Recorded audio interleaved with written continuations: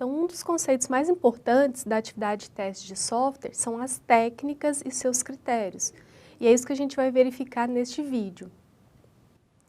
De forma geral, vamos iniciar considerando um cenário típico da atividade de teste. Tá? Então, considerando um programa qualquer, né, que eu estou chamando de P, esse programa ele tem um domínio de entrada, né? Então, que está representado aqui por essas bolinhas, por exemplo. O que é um domínio de entrada? O conjunto de todos os valores que podem ser usados para executar o programa, né? A partir desse domínio de entrada, a gente pode selecionar alguns dados de teste. E o que é o dado de teste? Um elemento do domínio de entrada do programa, né? Que no caso a gente está chamando de P, né? Então, cada dado de teste desse pode ser utilizado para compor um caso de teste. E o que é um caso de teste? Um par, né, contendo um dado de teste como entrada e a saída esperada, o resultado esperado, né?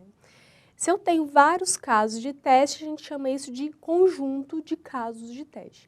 E é esse conjunto de casos de teste que vai ser submetido, né, ao programa para execução, a fim de verificar se existem defeitos no mesmo, tá certo? E aí no final o que a gente tem, né? Após executar o programa com esses casos de teste, a gente tem que verificar se para cada caso de teste a saída obtida era igual à saída esperada, que foi definida anteriormente aqui no caso de teste, tá? Então esse é um cenário típico de atividade de teste, né? Agora a gente precisa pensar em algumas questões, tá? Porque tendo um programa e tendo um domínio de entrada para esse programa, o ideal seria testar esse programa, né, com todos os elementos do domínio de entrada. Então, supondo que meu domínio de entrada é essa piscina de bolinhas, eu deveria testar todas as bolinhas da piscina de bolinhas, né? O que é inviável, né, para grandes domínios ou domínios infinitos. Isso é praticamente um teste exaustivo, tá certo? Que é infactível, né, como foi colocado aqui, para grandes ou infinitos domínios. E o que a gente pode fazer nesse caso, né? O ideal seria selecionar, né, subdomínios a partir desse domínio de entrada, né, para garantir, mas garantindo ainda assim, né, mesmo dividindo, garantindo alta probabilidade em revelar defeitos no software, tá certo?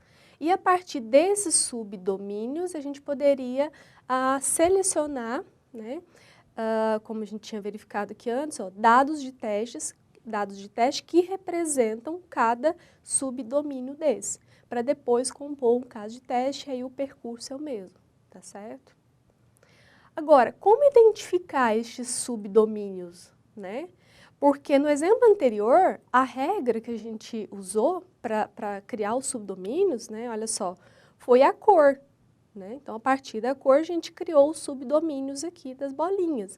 Agora, como fazer isso com o software em si, né? Então, são definidas regras, chamadas técnicas, né? E essas técnicas possuem critérios, que são utilizados para quê? Para identificar quando dados de teste devem estar no mesmo subdomínio ou em subdomínios diferentes. Então, basicamente, é isso que essas técnicas fazem. A partir do domínio de entrada, a gente usa as técnicas para separar domínios e, a partir daí, identificar os casos de testes relevantes, tá certo? Então, aqui a gente tem um resumo das principais técnicas de teste, né, da atividade de teste. A primeira delas é o teste funcional, né? Depois a gente tem o teste estrutural, teste baseado em efeitos, que inclusive são os testes tratados nesse curso, tá? O que diferencia uma técnica da outra? O tipo de informação utilizada para derivar os requisitos de teste, tá certo? Então, o teste funcional ele usa a especificação do software, né? O teste estrutural usa a implementação, o código-fonte, para derivar requisitos de teste. E a técnica baseada em defeitos utiliza defeitos típicos do processo de implementação de software, tá? É uma técnica que trabalha um pouquinho diferente.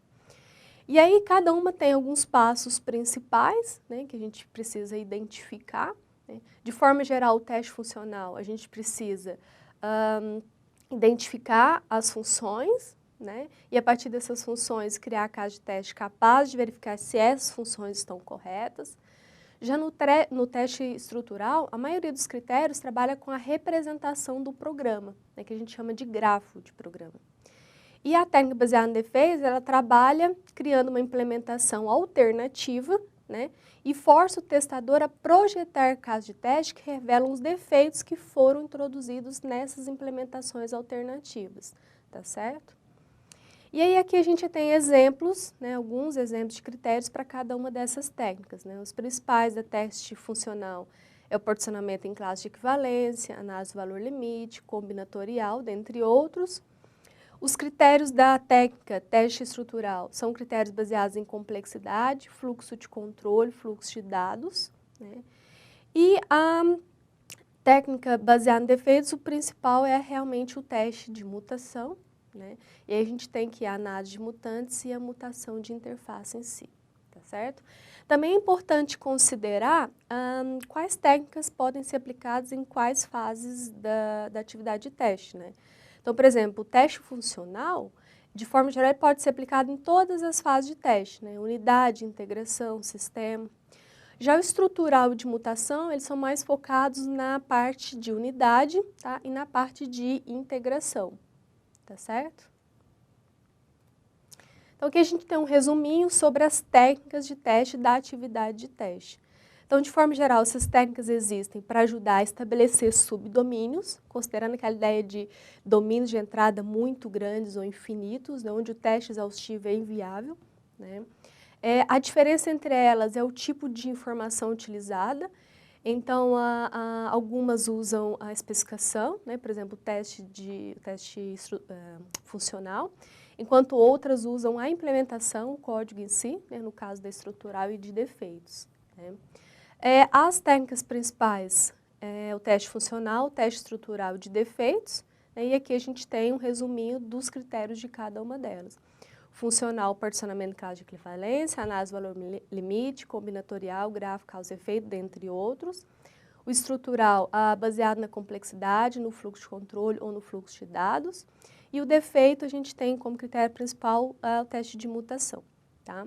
É importante que você verifique as fases de teste, quais técnicas podem ser aplicadas em cada fase, né? Unidade, integração, sistema. E também é importante identificar pesquisas, né, porque essas técnicas elas estão sendo evoluídas, têm sido criados novos critérios, novas técnicas, então é importante ficar atento na questão das pesquisas recentes nessa área também, tá? Então, para terminar, eu deixo para você algumas dicas de próximos passos, né, na sua aprendizagem. É importante que você compreenda, busque compreender, né, e aplicar as técnicas que a gente acabou de verificar. Aqui foi um esboço geral, mas então você tente entender como que funciona e como que a técnica de teste funcional, estrutural e de defeitos pode ser aplicada no contexto real. E exercitar os conhecimentos adquiridos até agora por meio de exercícios e também de casos.